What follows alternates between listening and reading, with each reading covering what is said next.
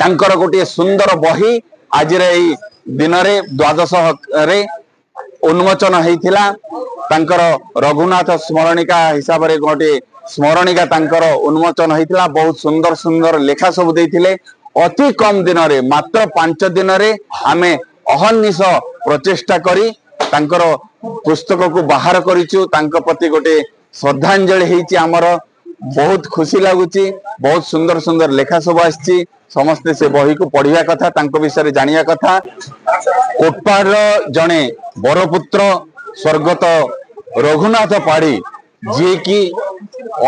अत्युक्ति हम ना कहले कि कोटपाड़ प्रकृत रे जने रत्न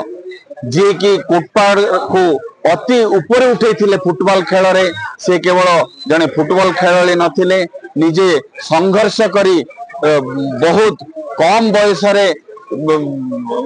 चाष कार्य निजको निमग्न करथिले एवं जने माराथन दौड़ाली रूप से सुदूर बेंगलुरु सहर रे निजर दौड़ प्रदर्शन करी निजे दौड़ रे भाग नहीं से द्वितीय स्थान सर्वभारतीय स्तर रे द्वितीय स्थान पुरस्कार पाइथिले एई बयस रे प्रकृत रे से सब जिनस अति आनंदर कथा केवल जने खेलाड़ी बा दौड़ाली बा जने सफल चाषी होई नथिले से जने भल ब्राह्मण पुरोहित जे कि निजको जेते कष्ट स्वीकार कले भी निजको जेते कष्ट आसिले भी धनी गरीब समस्त से पुरोहित कार्य करुथिले एवं दक्षिणापति द्रव्य पाइबा पाई तांकर मोटे लालसा नथिला एई सब जिंस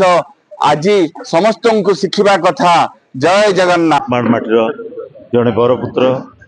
स्वर्गत रघुनाथ पाढ़ी जहाँ देहांत होगा बेंगलोर रे सी जेहेतु कोटपाड़ को भल पाते कोटपाड़ माटीर गौरव को स्वर्णाक्षर लिखी सारा भारत में अनेक जगह से फुटबॉल खेली शिक्षकता करते जयपुर में चाकरी भी करते किंतु पितामाता बोली सी चाकरी छाड़ी निजर वृद्ध पितामाता पाखे से रही कोटपाड़ माटीर सुनाम को सी आगू को बढ़े तेणु से भली पवित्र आत्मांकर स्मृतिचारण करने प्राय 80 जन श्रद्धांजलि ज्ञापन करिसेंती पुस्तिकारे रघुनाथ स्मरणी पुस्तिकारे आउ किसी लोकंकर आसी पारला ना किसी लोक हाथ खसीगला जहाँकि आम कर मात्र 3 दिन में एत बड़ स्मरणिका करवा तांकर भावरे तांकर भाषारे तांकर जीवन में बंची मु आमर सुख दुख को सब भूली जाइलु तेणु पाढ़ी परिवार पिला से हूँ मो गोटे आइकनिक फिगर से मो गोटे इंस्पिरेशन तांकर पथ से मते जहाँ ही शिक्षा देते जहाँ ही मते एडवाइस कर मो जीवन पर्यंत आज स्मरणिका कार्यक्रम में बहुत लोग आसी नना विषय कही नना को श्रद्धांजलि देते कार्यक्रम होता अनुरोध करी समस्ते अन्न प्रसाद करी नना को श्रद्धांजलि देती।